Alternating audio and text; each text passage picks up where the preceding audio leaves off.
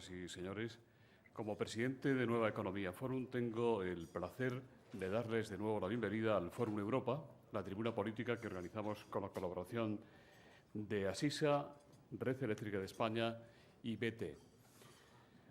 Hoy, para empezar la semana, tenemos el honor de recibir como ponente de esta tribuna al presidente del Gobierno de Canarias, don Paulino Rivero, viejo amigo de esta casa, al que va a presentar el secretario general del Partido Socialista Obrero Español, don Alfredo Pérez Rubalcaba.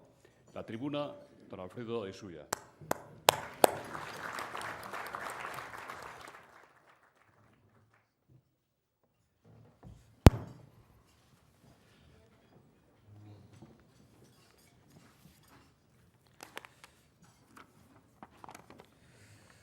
Bueno, buenos días a todos y a todas.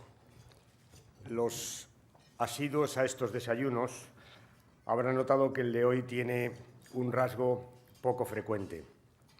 Lo habitual es que el presentador y el presentado compartan siglas o una clara y marcada afinidad política. No es el caso de hoy, como saben ustedes bien. Paulino Rivero y yo pertenecemos a partidos políticos distintos, defendemos programas políticos también distintos. Por eso acepté encantado cuando me pidió que hiciera de telonero en su intervención.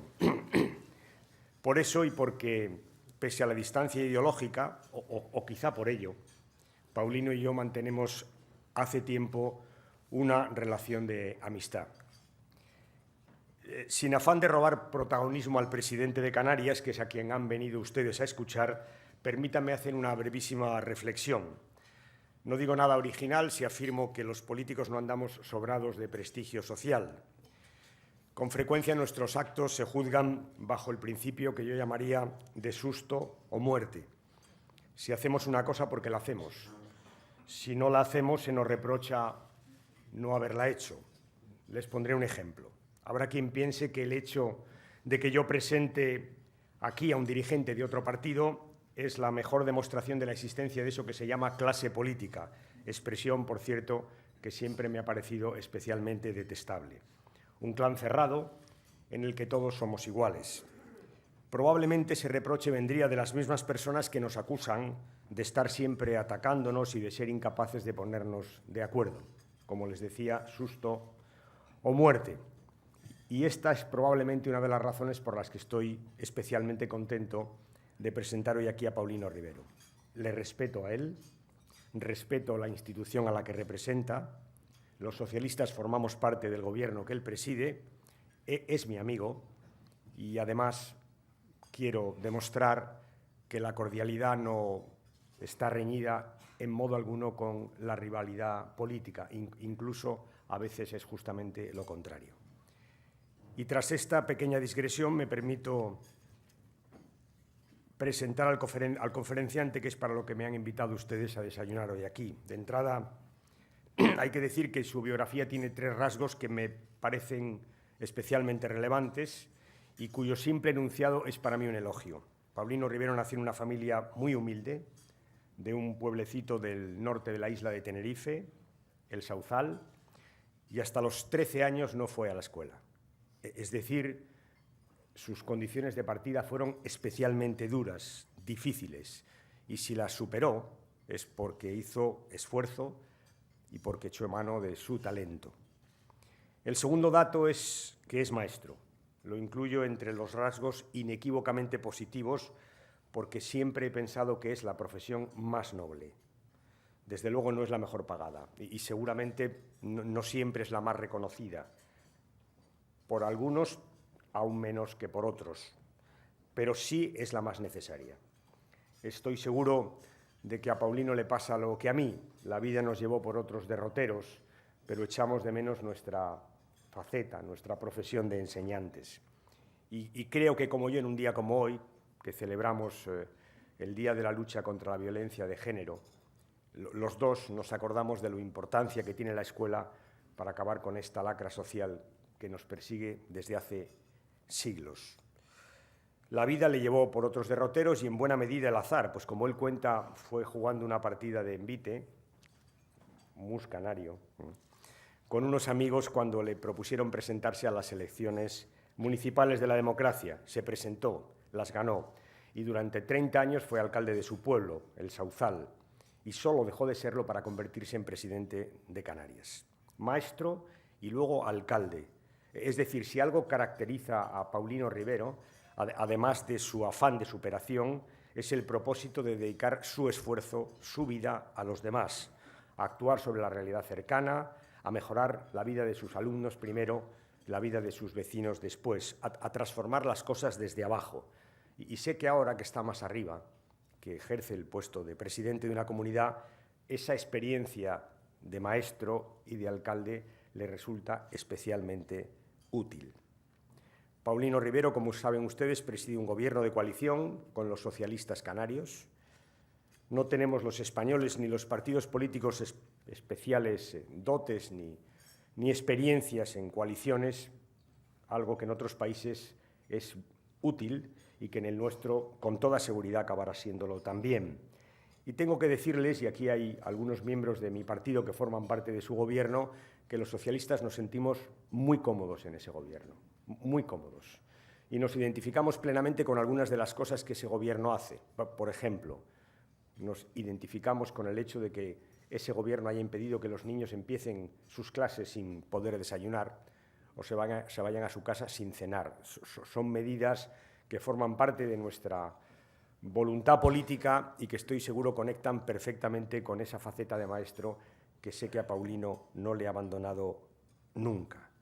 Del mismo modo, compartimos con él nuestra preocupación municipal. Él ha sido alcalde mucho tiempo.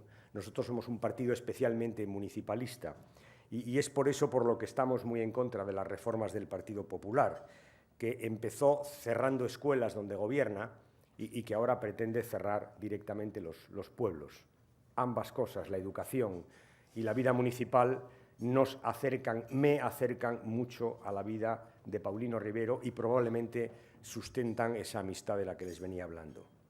No van a escuchar ustedes a un político que no esté, como van a ver, en plena forma. Yo lo sé bien, hace poco tuve ocasión de estar con él en su tierra y de escuchar su vehemencia a la hora de hablar de los problemas fundamentales de Canarias. El primero, el que comparte con el conjunto de España, que es el desempleo.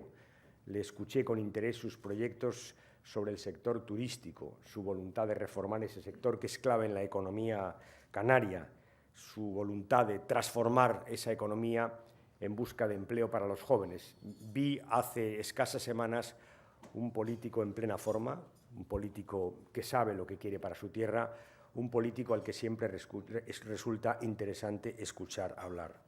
Y por eso hoy ustedes lo van a pasar bien. Termino ya diciendo que hay gente que está orgullosa por haberse hecho a sí mismo y que tiene pocas razones para estarlo. Pero cuando sucede lo contrario, cuando se tienen buenas razones como Paulino, ese es un orgullo que podemos compartir quienes nos sentimos amigos suyos. Hoy lo van a escuchar aquí y, como les decía, estoy seguro de que van a disfrutar de su conferencia. Paulino, es tu día. Muchas gracias.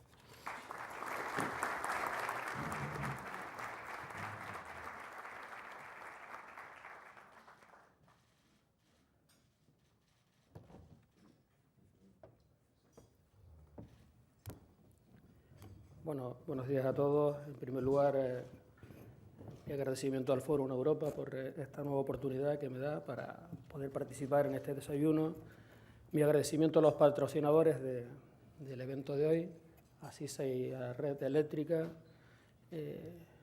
Mi agradecimiento a Alfredo Pérez Rubalcaba por prestarse a hacer esta presentación, que cuando uno tiene un primer espada para presentarle, se lo pone luego muy difícil a la hora de trasladarle a ustedes las reflexiones que quiero hacer hoy sobre Canarias y la visión general del Estado, ¿no? Y muchas gracias a todos ustedes por estar aquí, ¿no? Reflexionaba ayer sobre qué cosas podían ser de interés en un auditorio tan heterogéneo como este, en relación a Canarias. Porque creo que debemos de reflexionar especialmente sobre Canarias, sin que ello signifique el abortar la posibilidad que hablemos de otras cosas en el coloquio que se procederá a continuación. No voy a rehuir ninguna cuestión que tenga que ver también con la política de ámbito estatal o ámbito internacional, ¿no? Pero ahora que parece que se empieza a ver la luz al final del túnel sobre esta dura crisis económica que estamos viviendo desde finales del año 2007, pensaba el cómo trasladarle a ustedes qué oportunidades ofrece Canarias. ¿Qué oportunidades podemos encontrar en Canarias ahora, insisto, que parece que empieza a verse con esperanza la salida de esta dura crisis que hemos y que seguimos sufriendo? ¿Qué oportunidades puede ofrecer un archipiélago donde viven 2.100.000 personas? Un archipiélago, Canarias, una comunidad que desde el año 2011, 11, 12, 13, su economía tiene un comportamiento mejor que la media de la española. ¿Qué oportunidades puede ofrecer Canarias cuando sus expectativas de crecimiento económico para el año 2014 son mejores que la española? ¿Qué oportunidades podemos encontrar en un archipiélago que es el peor financiado, la comunidad peor financiada del Estado, pero que cumple estrictamente con los objetivos del déficit y es la menos endeudada per cápita de España? ¿Qué oportunidades podemos encontrar en esa tierra que con todos esos ingredientes, además hay que añadir uno que es preocupante, su alta tasa de desempleo? Un paro estructural de siempre, agravado ahora por la situación de crisis que nos coloca en cifras inasumibles para los tiempos en los que estamos viviendo. Para poder entender, para poder acercarnos a esas oportunidades a las que puede ofrecer Canarias, es necesario, es fundamental que, aunque sea imaginariamente, nos coloquemos en un mapa y veamos dónde está Canarias. Es fundamental, porque de su situación geográfica se derivan ahora sí las oportunidades que ofrece el archipiélago. Canarias es un archipiélago que está en África. Estamos a 100 kilómetros de las costas de Marruecos, del Sáhara, a 1.000 kilómetros de la parte sur del continente europeo, de Cádiz, pero en una posición que en estos momentos nos da una ventaja competitiva de centralidad con respecto a nuestro entorno geográfico. Prácticamente a la misma distancia de Nueva York que de Moscú. En una situación donde a 2 horas de avión, 2 horas y media, alcanzamos 1/3 de la población que vive en el continente africano. Más de 300 millones de personas están en el área de influencia de Canarias, en el África occidental. Es fundamental colocarnos imaginariamente en esa situación geográfica para darnos cuenta de lo que hasta hace muy bien poco era nuestro principal obstáculo, que era la lejanía, eran las dificultades derivadas de la geografía, ahora se han convertido en los 2 elementos más importantes en los que se sustenta el presente y el futuro de Canarias. Por una parte, la situación geográfica pues, hace que tengamos reconocido como el mejor clima del mundo. El tener el mejor clima del mundo, el tener unos elementos, unos valores naturales extraordinarios, tanto la calidad de nuestro cielo, como de nuestro mar, como de nuestro paisaje, nos hace en estos momentos ser una potencia en el sector turístico. 12 millones de turistas recibimos todos los años. Esto ha sido un cambio desde que se puso en marcha la aviación comercial espectacular en el archipiélago, de ser un pueblo emigrante, donde apenas vivíamos 1 millón de personas y con dificultades, a ser un pueblo de oportunidades. Por lo tanto, de la situación geográfica surge una actividad en la que somos líderes y donde queremos reforzar nuestra posición. El sector turístico ahora mismo, que significa más del 30% del Producto Interior Bruto canario, está en un momento alto. La ocupación de este invierno es muy alta, las expectativas para el verano son también muy positivas y lo que es más importante, el turismo es el sector económico que más va a crecer a lo largo de los próximos decenios en el mundo. Es decir, es una actividad económica sostenible en el tiempo. Y esto es fundamental a la hora de priorizar por qué sectores apostamos. En el sector turístico estamos trabajando ahora en dos líneas que son muy importantes para el archipiélago. Por una parte, en lo que es la diversificación de los mercados donde nos nutrimos. Hasta ahora, las tres patas más importantes de las que Canarias recibía turistas era el Reino Unido, de Alemania y de la península.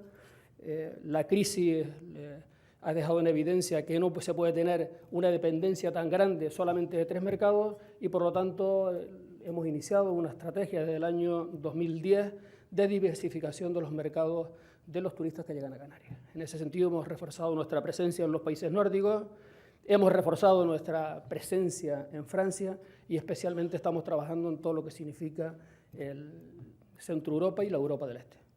Hoy hay un potencial enorme en todo lo que es Centro Europa y Rusia y ahí estamos logrando fortalecer todo lo que es la llegada del sector turístico a Canarias, lo que nos hace ser menos dependientes de tres mercados para que no nos ocurra lo que nos ocurrió en el 2009, que a la crisis española se unió la devaluación de la libra en el Reino Unido y nos llevó a unas cifras de ocupación turística que fueron preocupantes. Hoy estamos bien afianzados este sector al haber diversificado estos mercados de los que Canarias se nutre. Y en segundo lugar estamos, y aquí hay muchas oportunidades en este momento en el archipiélago, en una estrategia de mejora, de apuntalamiento de la competitividad del sector turístico canario, que es fundamental, que es necesaria. Canarias no tiene competencia desde el punto de vista de las condiciones que nos ha dado la naturaleza, pero sí empieza a haber una competencia en todo el arco del Mediterráneo. Pronto será Marruecos también un competidor, pero Túnez, Egipto, Grecia, Turquía, Croacia y todo el Caribe están haciendo infraestructuras mucho más modernas, en algunos casos, que las que tiene Canarias. Quiere decir esto, cuando hablo de Canarias, esto es extensivo también para todo lo que es el sector turístico español, todo el levante español y para Baleares. Es necesario llevar a cabo una apuesta decidida por apuntalar, por mejorar la competitividad de este sector económico tan importante para España y en este caso particular para Canarias. Además, con la particularidad, esta apuesta de renovación del sector turístico, con la particularidad que es en estos momentos el único sector, desde mi punto de vista, que es capaz de dinamizar la economía y de generar empleos de masa. En el próximo quinquenio es muy difícil activar el sector de la construcción. Va a ser muy complicado porque en este momento en el ámbito de todo el Estado más de 1 millón de pisos sin colocar en el mercado, en el caso de Canarias más de 30.000, por lo tanto las oportunidades del sector de la construcción en el próximo quinquenio, hasta que no se coloque lo que está construido, va a ser muy difícil. Y para poder aproximarnos a este objetivo tenemos que ver cuáles son, por qué en España es alta tasa de desempleo y en Canarias. Y cuando escarbamos un poquito, nos encontramos que ha sido la paralización del sector de la construcción la que más lastre ha dejado en lo que es pérdida de oportunidades de trabajo. Por lo tanto, es fundamental activar el sector de la construcción si queremos en los próximos 5 años absorber mano de obra de masa.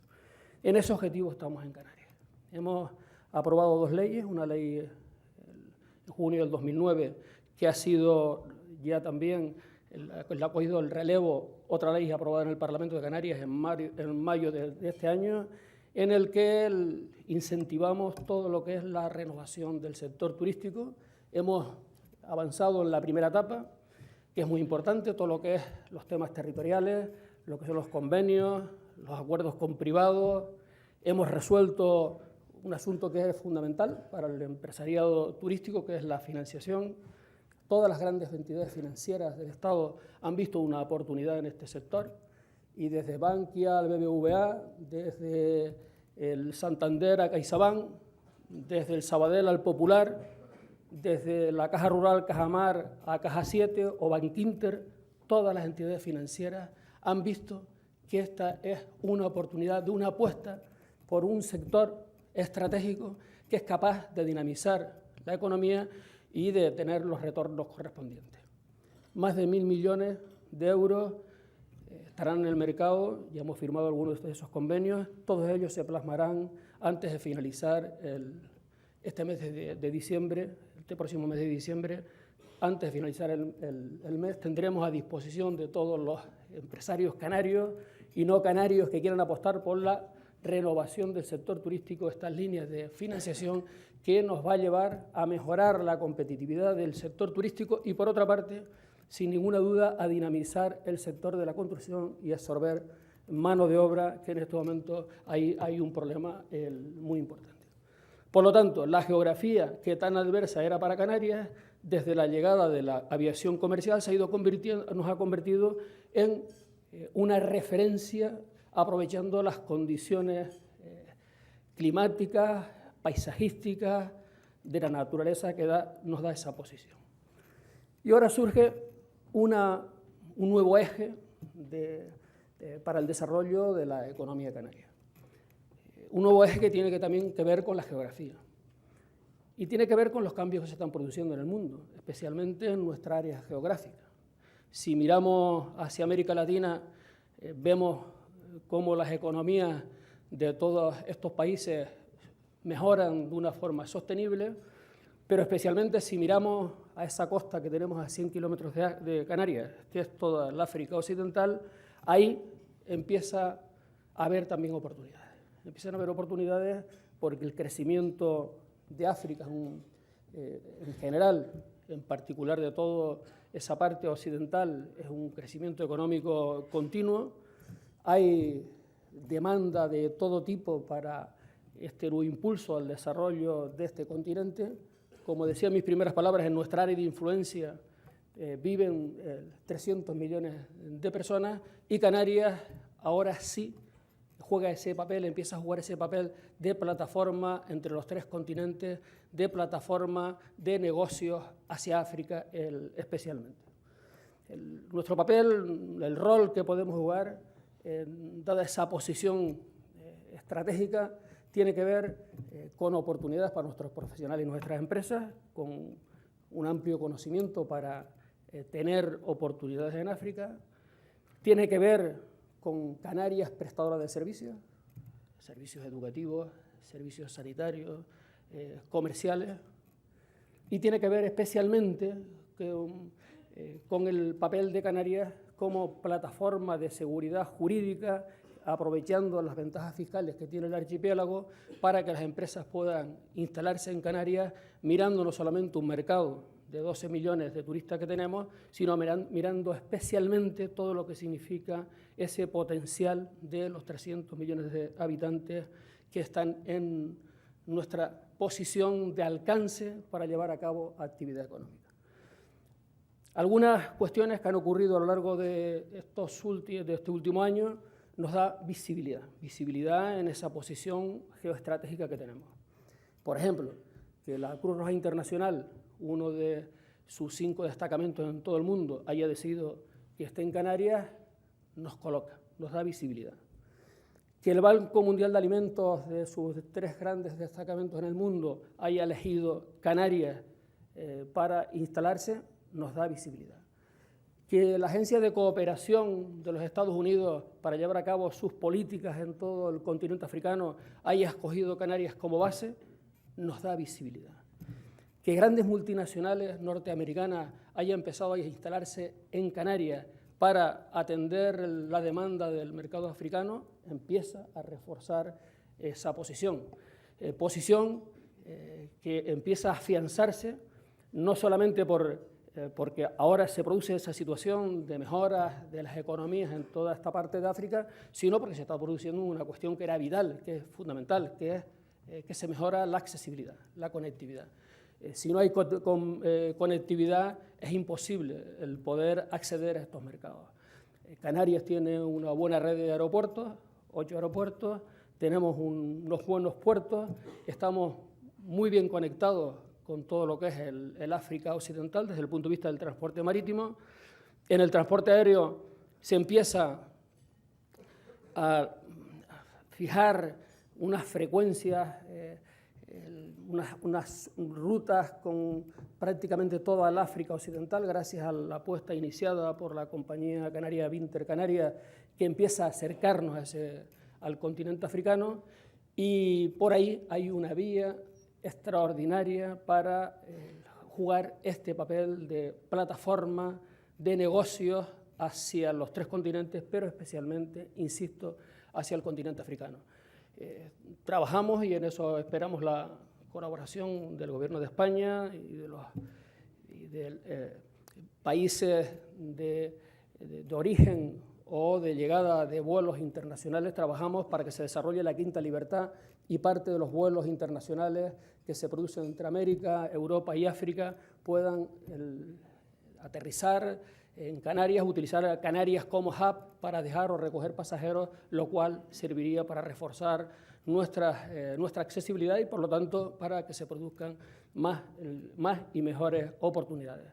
Por lo tanto, esta posición geoestratégica de Canarias ahora empieza a ser relevante para complementar a lo que significa el sector turístico, que por sí solo no puede absorber el paro que tenemos en el archipiélago canario, que en estos momentos, como decía antes, significa más del 30% de la población activa parada, que tiene que ver también en Canarias con varias cuestiones. Tiene que ver con un paro estructural que siempre hemos tenido, en la mejor situación económica, cuando las cosas antes del 2007 marchaban a un ritmo extraordinario, teníamos 100.000 parados, nunca hemos tenido menos de 100.000 parados, y ahora con la paralización del sector de la construcción y la llegada de nuevos activos a Canarias nos hace que tengamos que desarrollar toda la creatividad para poder ampliar las condiciones de crecimiento de nuestra economía y poder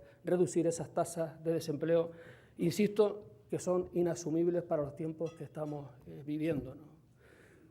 Ahora bien, ese territorio, ese archipiélago que está en África,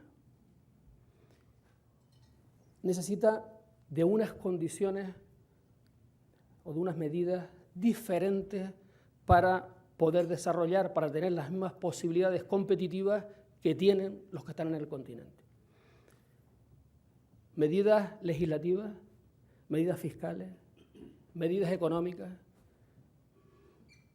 capacidad de autogobierno, es decir, más competencias para tener menos dependencia.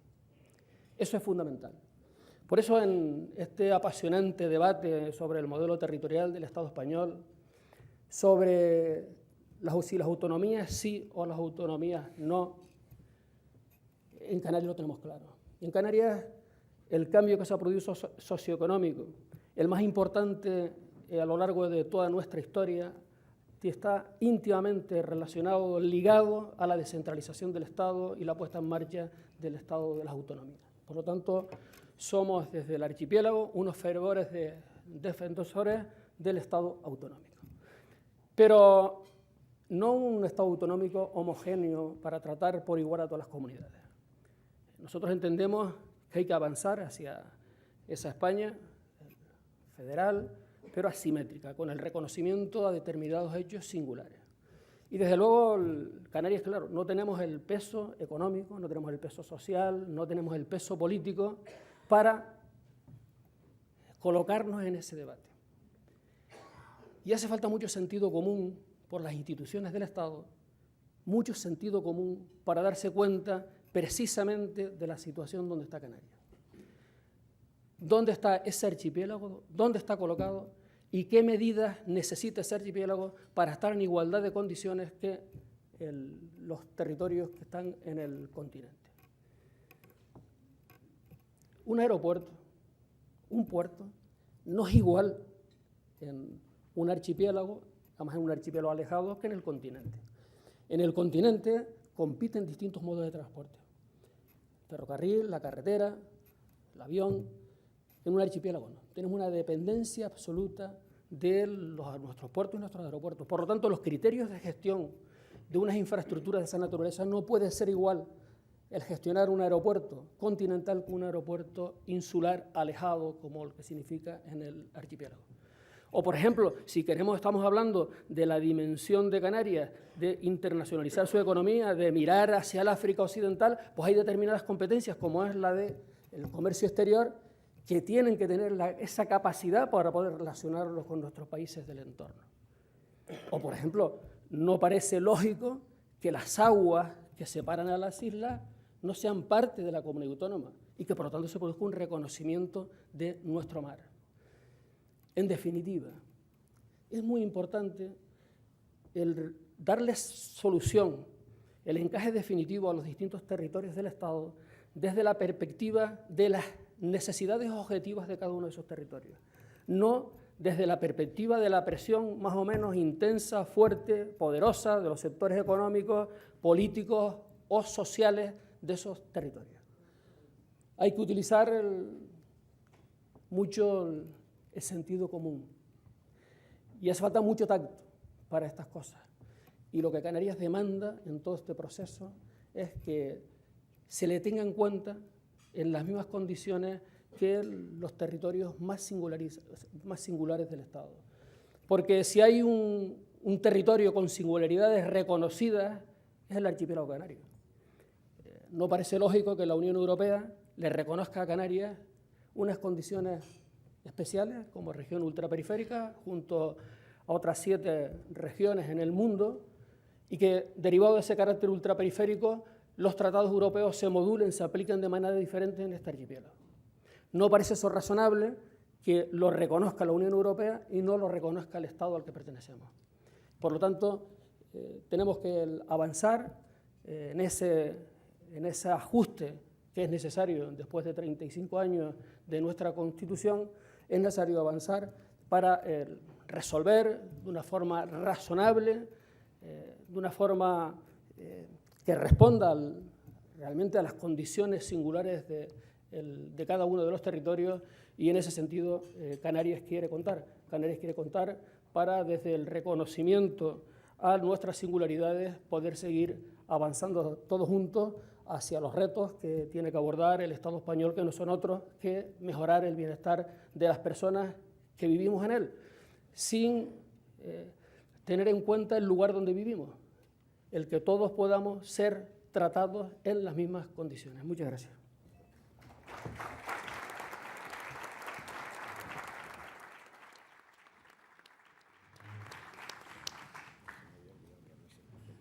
Muchas gracias, don Paulino. Muchas gracias, don Alfredo. Pues si te parece, empezamos por esta pregunta que le hace Antonio Westerling. Como si usted se apuntase a la deriva independentista en Cataluña, usted ha enviado al rey y a Rajoy un documento en el que advierte de un supuesto brote separatista en Canarias. ¿En qué basa usted esos temores y quiénes y con qué trasfondo estarían promoviendo esos eventuales brotes secesionistas en Canarias? Yo ni he alertado ni voy a alertar nada. No he alentado, ni he alentado ni voy a alentar nada. Pero sí creo que mi responsabilidad está en advertir, en alertar de lo que puede ocurrir, de seguir un maltrato sistemático que se está produciendo por el actual gobierno de España a Canarias. Y yo alerto de seguir con este maltrato, con esta falta de respeto en todos los sentidos, institucional, con el incumplimiento de acuerdos plasmados y además que tienen efectos en terceros, como los distintos convenios. de carreteras, de infraestructura hidráulica, turística. Este no puede ser un camino razonable. No puede ser un camino razonable que, por ejemplo, teniendo en cuenta lo que significa el costo de la producción de energías basadas en materiales fósiles en el archipiélago, o lo que significa la producción de energías limpias en el archipiélago, pues siga sin resolverse un asunto que es vital para el modelo de sostenibilidad por el que apuesta Canarias. Y es importante. Yo creo que yo no ejercería con responsabilidad mi actual responsabilidad, valga la redundancia, de presidente de la comunidad autónoma, si no alertara de que este no es el camino. Sobre todo cuando se están produciendo en Canarias cosas que son inexplicables, ¿no? Es el Partido Popular quien patrocina al periódico independentista que tenemos en el archipiélago canario. Es curioso, el Partido Popular alienta y patrocina al principal medio de comunicación que un día sí y otro también apuesta por el separatismo en Canarias, ¿no? Entonces, no estamos en Canarias por el aventurismo de ningún tipo de separatismo, pero por eso hay que tener en cuenta, por eso cuando digo que tenemos que fijarnos en el lugar de la geografía donde está el archipiélago canario, lo digo para que miremos con atención y le impulsemos aquellas medidas que pongan a la gente que vive en el archipiélago en las mismas condiciones con los que viven en el continente. Nada más que eso. No queremos ninguna situación de privilegio. Queremos los instrumentos necesarios para considerarnos en las mismas condiciones que los que están de la gente que vive en el ámbito del resto del Estado. Julio Salazar y María Antonia Jiménez le preguntan por qué usted se opone a que AENA se privatice parcialmente. Si, como parece, el Gobierno de la Nación aprueba esa privatización en las próximas semanas, ¿qué va a hacer el Gobierno de Canarias? ¿Con qué instrumentos cree contar para pararlo? ¿Se atrevería a acudir al Tribunal Constitucional, ya que el Estatuto de Autonomía de Canarias contiene una demanda histórica de gestionar los aeropuertos en el archipiélago? ¿Piensan también en pedir al juez medidas cautelares que paren el proceso de privatización de los aeropuertos, como ha conseguido, entre otros, el PSOE en la privatización de varios hospitales de la Comunidad de Madrid? Bueno, vamos a utilizar todos los instrumentos que nos da el Estado de Derecho para paralizar la privatización, si se diera el caso, de los aeropuertos canarios. Antes decía que un aeropuerto en el archipiélago no es un aeropuerto continental. El aeropuerto continental compite con el ferrocarril, con la carretera. Las pérdidas que se producen, por ejemplo, las que se han producido en los tráficos Madrid y Barcelona, las ha perdido el transporte aéreo, pero los ha ganado el AVE, ¿no? Aquí hay un trasvase de usuarios de un modo de transporte a otro. En el archipiélago no. No estamos hablando de un proceso de privatización parcial de AENA, estamos hablando de un proceso de privatizador donde la mayoría de ese capital va a estar en manos privadas, ¿no? Y los aeropuertos en el archipiélago no pueden ser un negocio. Los aeropuertos son unas herramientas de carácter social, de interés público. Y por lo tanto, en el archipiélago canario, el Gobierno de Canarias va a ejercer todas esas posibilidades que nos da el Estado de Derecho, incluidas las que contiene nuestro Estatuto de Autonomía, para defender ese carácter de interés público y social de nuestros aeropuertos. Usted acaba de decir que el ministro de Industria y antiguo socio suyo del Gobierno de Canarias, señor Soria, ha abierto las puertas a una catástrofe en el archipiélago al acelerar el proceso para que comiencen pronto las prospecciones petrolíferas en la zona. Usted quería haber presentado su solicitud de que se suspendan las perforaciones al comisario europeo de Medio Ambiente, pero el comisario, le dio una larga cambiada y quien le recibió fue un simple director general. Hay muchas preguntas: Georgina Guerrero, de ADENA, Cristina Martín, de Hispanidad, Fernando Jáuregui, director de Diario Crítico, Lázaro Rivera. ¿Cree que el Gobierno de Rajoy y, en particular, el señor Soria van a mantener el comienzo de las prospecciones antes de sus elecciones europeas o quitarán este tema del debate? ¿Por qué dijo Soria a principios de año que apreciaba en usted un cambio de actitud en relación con este tema? ¿Por qué en 2001 Coalición Canaria veía bien este proyecto cuando lo presentó Aznar y ahora se opone usted tan radicalmente. Confiaremos en tener una sentencia del Tribunal Supremo que detenga la realización de las prospecciones por ilegales de los permisos antes de marzo de 2014. Ha cambiado su opinión sobre la exploración de petróleo de Repsol en Canarias y también le preguntan, ¿Gobierno canario Repsol es la guerra? Es la guerra. Bueno, no sé cómo se podrá denominar cuando uno combate con energía, con fuerza o con convicción, utilizando todos los instrumentos jurídicos, sociales y políticos para que no se lleven a cabo las prospecciones en Canarias. No sé cómo se llama eso, si una guerra sí o no, pero desde luego eso es lo que va a ocurrir. O sea, el Gobierno de Canarias, las instituciones canarias, vamos a pelear muy duro para que no se nos hipoteque nuestro futuro. Primero, hay una falta de respeto absoluto institucionalmente a las instituciones canarias. Aquí no estamos hablando de que el Parlamento de Canarias, que el Gobierno de Canarias, que los cabildos de Lanzarote y Fuerteventura y todos los municipios, independientemente del color político de esas dos islas, que son las que están más cerca a las futuras prospecciones, se han expresado rotundamente en contra. Y que en Lanzarote y Fuerteventura más del 83% de su población se opone con rotundidad y que se han producido en estas dos islas las mayores manifestaciones de toda su historia.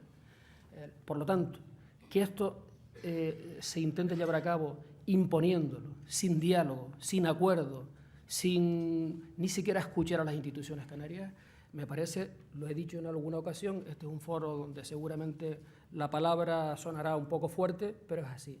Es el trato colonial a una parte del Estado que está perdida allá lejos. Esto es inconcebible e intolerable, absolutamente. Pero en el tema de fondo, lo más importante, es que estamos en contra rotundamente porque nosotros, vamos a ver, antes identificaba cuáles son las potencialidades que tiene Canarias para desarrollar su actividad económica. Y Canarias tenemos identificado, no tenemos otras alternativas. El petróleo, de haberlo, es una actividad coyuntural que empieza y termina, con el enriquecimiento para unos pocos. Y nosotros tenemos, nuestro petróleo es la naturaleza, que es para siempre, que es la que posibilita el desarrollo de una actividad económica sostenible en el tiempo, las condiciones que nos ha dado la naturaleza. Como aquí, aplicando un poco sentido común, ¿quién arriesga, quién pone en riesgo una actividad económica sostenible en el tiempo, donde todos los indicadores dicen que es la que más va a crecer en los próximos decenios en el mundo, como es el turismo? Pone en riesgo el futuro del archipiélago en general, pero de dos islas que en estos momentos el turismo significa, antes hablaba de que en Canarias el 30% es Producto Interior Bruto, en el caso de Lanzarote y Fuerteventura es el 51% de sus economías dependen del turismo. Unas prospecciones que están autorizadas a 9 kilómetros, 600 metros, es decir, si nos colocamos en Cibeles, pues a la distancia aproximadamente del Bernabéu, a 9 kilómetros, 600 metros, ¿cómo vamos a aceptar eso? ¿Cómo podemos aceptar eso? Cuando estamos hablando de que nosotros apostamos por un modelo sostenible donde lo que tenemos que poner en valor son las energías limpias y no la utilización de recursos fósiles. No lo podemos aceptar desde Canarias. No es cierto que con el gobierno de Aznar hubiera una connivencia de Canarias. Es verdad que Aznar puso en marcha, autorizó esas prospecciones, pero no es menos cierto que posteriormente con el gobierno del señor Rodríguez Zapatero llegamos a un acuerdo que no habrían, y se suspendieron esas autorizaciones, que no habría ninguna autorización sin un acuerdo con las instituciones canarias. Para nosotros ese es un principio básico. Pero insisto, esto no es una cuestión caprichosa, esto no es una posición de, es porque si el ministro, es una cuestión de modelo de desarrollo económico de Canarias. No creemos que una apuesta por la actividad petrolera en el entorno de las aguas canarias ofrezca oportunidades a Canarias, sino todo lo contrario. El turismo es el pilar básico de la economía canaria, como usted mismo ha señalado en su intervención. Luisa Gil Blanco dice, ¿cómo va a ser el plan de modernización de los espacios turísticos canarios? ¿Hay margen todavía para nuevas construcciones de hoteles? Bueno, en Canarias estamos, como ustedes saben, estamos precisamente, y está relacionado con ese modelo que apuesta por la sostenibilidad, por mejorar la calidad y la competitividad. Tenemos suspendido todo lo que son nuevas construcciones. Hay una moratoria sobre las nuevas construcciones, excepto cuando se trate de hoteles de 5 estrellas, es decir, apuesta por la gran calidad. ¿Se pueden hacer otras cosas en Canarias? Sí. Se pueden hacer hoteles de 4 estrellas y se pueden hacer apartamentos, pero fruto de la apuesta por la renovación. La ley de renovación turística, por eso es muy importante, incentiva todas aquellas inversiones que se hacen cambiando viejo por nuevo. Y en ese sentido, en la transformación de lo viejo por nuevo, sí se permiten hoteles de 4 estrellas o cualquier otra tipología de apartamentos o hoteles en Canarias. El gran reto es la renovación, la rehabilitación. No hay otro camino. Hoy todo lo que se está rehabilitando mejora la competitividad, mejora la ocupación, mejora la rentabilidad y nosotros necesitamos apuntalar esa competitividad del sector. Los planes de modernización los tenemos todos en marcha. Hay 4 aprobados definitivamente, pero el año 2014 terminaremos de aprobar todo lo que significa la ordenación territorial de esos planes. Tenemos 220 convenios firmados con particulares ya. Hay acciones en marcha de cambios de transformaciones de lo viejo por lo nuevo, ¿no?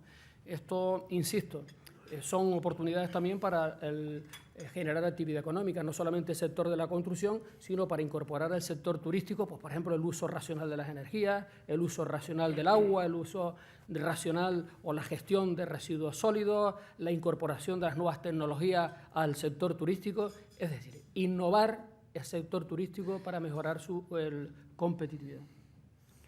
Volvemos al petróleo. Es inevitable por la actualidad que tiene el tema. Jorge Arias dice, ¿no cree que España debería repartirse cuanto antes con Marruecos los derechos de explotación petrolífera de las aguas marítimas? Perder tiempo no es perder soberanía. Está con nosotros el embajador de Marruecos. Loreto Gutiérrez, de Canarias 7, dice, Repsol ha advertido que se irá a Marruecos si no es posible instalar la base operativa de los sondeos en un puerto canario. ¿Lo considera una amenaza? ¿Se lo puede permitir Canarias? Luis Eugenio Suárez dice, ¿está preocupado el gobierno canario por la potencial amenaza de la explotación petrolífera por parte de Marruecos? ¿No considera que la legislación ambiental europea protege más adecuadamente a Canarias que la legislación marroquí? Bueno, vamos a ver. Lo de Repsol no es nuevo. El tono que utiliza para querer conseguir sus objetivos no es nuevo. Esta amenaza no velada sino directa ya la hemos sufrido los canarios con intensidad en nuestras carnes hace apenas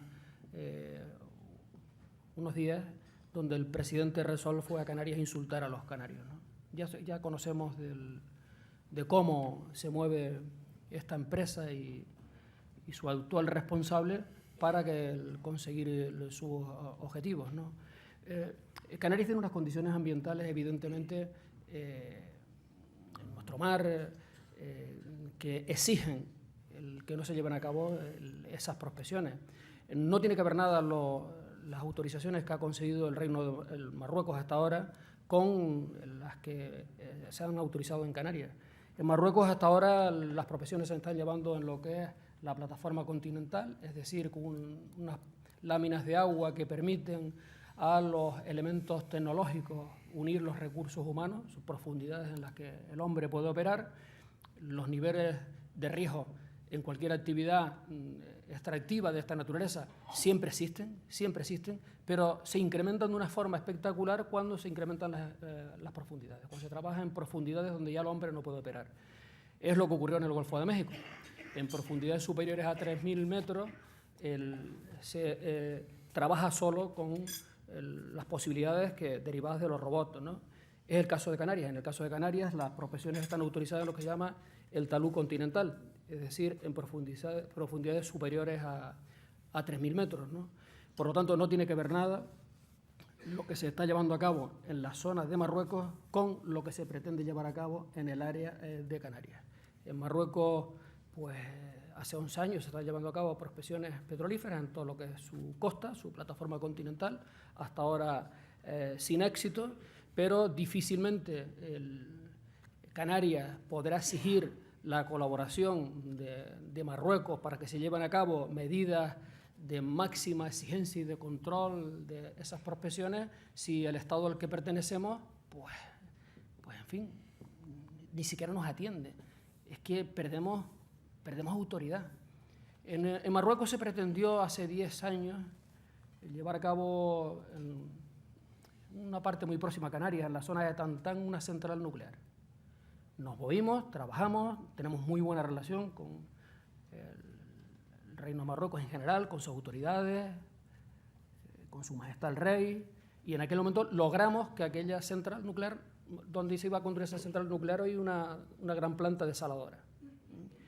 Pero hay que tener, digamos que, una posición de firmeza, primero, de España, de apuesta por el respeto a Canarias, para luego buscar la colaboración del Reino de Marruecos, que por otra parte hemos estado en Marruecos, he tenido una entrevista con el rey y hay un compromiso de Marruecos de hacer todos los esfuerzos para llevar a cabo esas prospecciones en sus aguas en las mejores condiciones, pero estamos hablando en todo caso de distancias a Canarias que son muy superiores a las autorizaciones que hay en el archipiélago canario.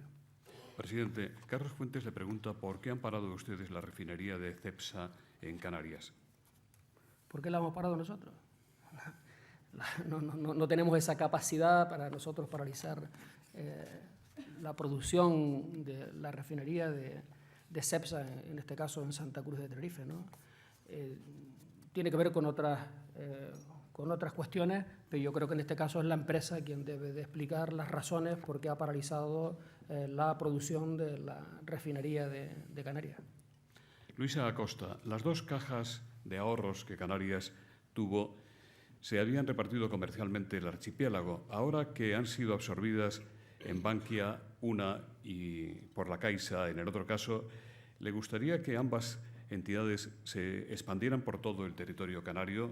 ¿Ha perdido Canarias con la absorción de sus cajas? ¿Ha sufrido la función social que antes desarrollaban las 2 entidades absorbidas ahora? Sin ninguna duda se ha perdido proximidad, fundamentalmente. Si las cajas ofrecían algo, era proximidad. Por lo tanto, en todo este proceso necesario en la banca española de reestructuración del sistema bancario para hacerlo mucho más competitivo, con unas dimensiones que no tenían las cajas, creo que lo que hay que trabajar para que estas grandes entidades, fruto de los distintos procesos de fusión, pues como estrategia de negocio, recuperen parte de aquellas cuestiones por las que las cajas eran muy valoradas, que era la proximidad en la atención al ciudadano.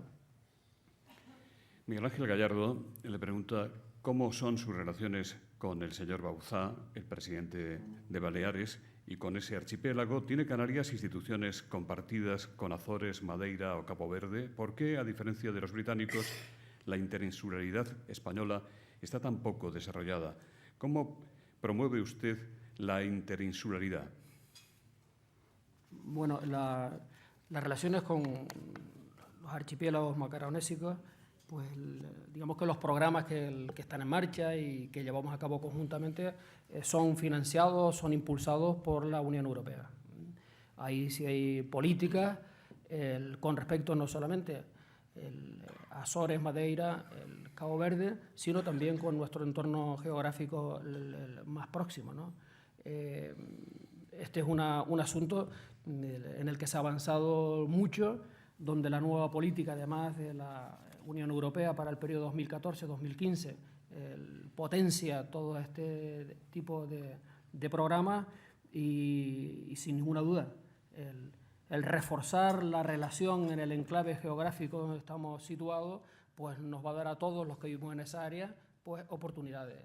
Con Baleares existe una buena relación, ¿no? Somos dos archipiélagos turísticos, con su actual presidente hay una buena sintonía personal.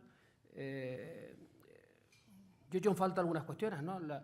Mientras Canarias tuvo peso en la política del Estado, durante 18 años pues tuvimos una posición política importante en el ámbito del Estado desde el año 94, y siempre he dicho que eso ha sido bueno para el Estado y bueno para Canarias, porque en Canarias hasta ahora pues, ha gobernado una fuerza política nacionalista, constitucionalista, con una visión solidaria y equilibrada en el desarrollo del Estado, y siempre los canarios nos hemos comprometido históricamente con las grandes políticas de Estado, y eso ha servido a su vez para que los gobiernos de turno de España se hayan comprometido con Canarias, y creo que eso ha sido bueno para España y para Canarias. En el caso de Baleares, pues el archipiélago balear se benefició durante mucho tiempo de aquellas medidas que los canarios, en base a su posición estratégica en el ámbito de la política española, pues lográbamos para Canarias. Lo logramos para Canarias, y lo que se lograba para Canarias era para Baleares y para Ceuta y Melilla, en aquella parte de la que se podía beneficiar Ceuta y Melilla, es decir, aquello para todos los territorios extracontinentales, ¿no? Entonces, pero para eso hay que tener esa visión de Estado. ¿Qué he hecho yo en falta en el actual gobierno de España? Que el actual gobierno de España, en un afán partidario exclusivamente, medidas que se ponen en marcha para beneficiar a Baleares no benefician al resto de los territorios que están en iguales o en peores condiciones que el archipiélago balear. Es decir, se ha roto ese principio de solidaridad con los territorios extracontinentales, ¿no? Eso lo he hecho falta. Fernando Delgado, mirando a América, ¿no cree que usted es un interlocutor para para desatascar las gélidas relaciones diplomáticas entre España y Venezuela, habida cuenta de las fraternales relaciones Canarias-Venezuela? Sí, Canarias siempre tiene una muy buena relación con Venezuela, con el pueblo venezolano. Muchos venezolanos, la mayoría se sienten canarios y los canarios se sienten venezolanos. Hay una comunión ahí muy especial entre el pueblo venezolano y el pueblo canario. Y remarco, el pueblo venezolano y el pueblo canario. Una cosa es el pueblo y otra cosa es los actuales gobernantes, ¿no? El actual gobierno de Venezuela, donde en esa relación es mucho más complejo el asunto, ¿no? Ese país, lamentablemente, pues no vive el mejor momento, y lo que desde Canarias apostamos para que pronto se imponga la cordura y que Venezuela avance y mejore sus condiciones socioeconómicas, porque son muchos los canarios, descendientes de canarios, que tenemos allí. Alicia Cabrera le pregunta con qué fuerzas políticas se va a alinear su partido para formar una candidatura para las elecciones europeas de mayo. Ustedes se han manifestado favorables a continuar su alianza con CiU y PNV, pero se especula con que CiU podría presentarse conjuntamente con ERC. ¿Están satisfechos de cómo ha estado representado el archipiélago por Izaskun Bilbao, la eurodiputada del PNV que actúa como portavoz de la coalición canaria en el Parlamento Europeo? ¿Está de acuerdo con quienes, incluso dentro de Coalición Canaria, piensan que esa alianza ha dejado a Canarias sin voz y sin una auténtica agenda política para las islas? Bueno, la coalición obtuvo los resultados que obtuvo, y los actuales eurodiputados que surgieron como consecuencia de esa coalición, desde luego nosotros tenemos que agradecerles el esfuerzo que están haciendo para que los asuntos canarios plantearlos en el ámbito del Parlamento Europeo. No tenemos ninguna objeción en ese sentido, sino todo lo contrario, el reconocimiento al trabajo que se está haciendo. Recientemente he mantenido una reunión en Barcelona con el presidente Mas para precisamente las cuestiones que hablamos era de las elecciones europeas. Ellos van a tomar la decisión en qué coalición definitivamente van a quedar enmarcados a lo largo del mes de enero. Habrá que esperar a enero, y el día 11 estaré con el presidente del PNV y el día 12 con el Lehendakari Urkullu. Hablaremos de este asunto para ver si la coalición que concurrió en las últimas elecciones es de nuevo planteable, o en todo caso, pues si Convergencia y Unió opta por otra fórmula, la fórmula de Esquerra, pues Coalición Canaria. Parece que el camino más razonable es que trabajemos en una aproximación previamente con el PNV. Joaquín Anastasio, del diario La Provincia, dice: usted ha gobernado con el Partido Popular y con el PSOE. ¿Con cuál se ha sentido usted más cómodo? ¿Está usted y su partido más dispuesto a reeditar el actual pacto con el Partido Socialista en 2015, o situaciones como la moción en La Palma lo van a dificultar? Vamos a ver, cuando uno gobierna, cuando tiene un partido y ha gobernado con él, yo no soy el que voy a poner ahora, pasado el tiempo, peros al gobierno que mantuvo en su momento con el Partido Popular. Fue un gobierno que funcionó y punto. Ahora estamos en un gobierno en Canarias con el Partido Socialista y creo que es un gobierno que responde mejor a la actual situación socioeconómica que estamos viviendo. Y digo esto por lo siguiente. Mientras en el Estado se avanzó a lo largo de los últimos decenios con políticas expansivas desde el punto de vista económico, mientras crecían los presupuestos de una forma continuada cada año, era fácil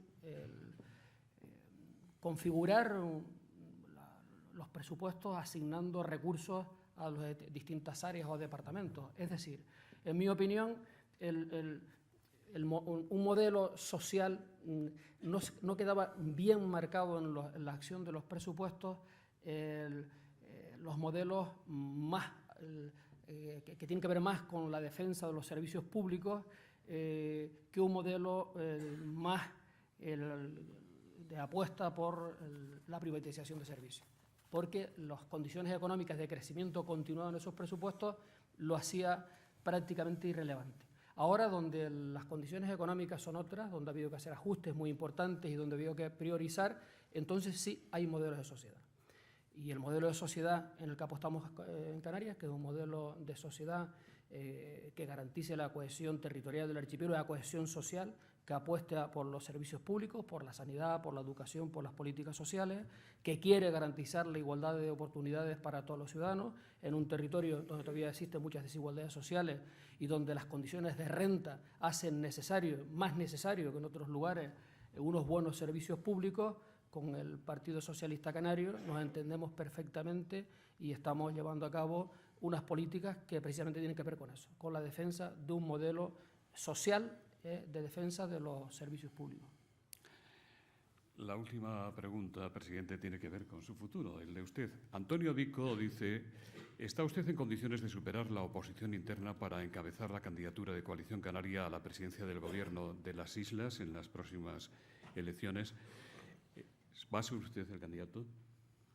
Yo creo que es como una falta de respeto a la gente, ¿no? Los ciudadanos estar hablando de quién van a ser los candidatos del año 2015. ¿Pero usted está dispuesto?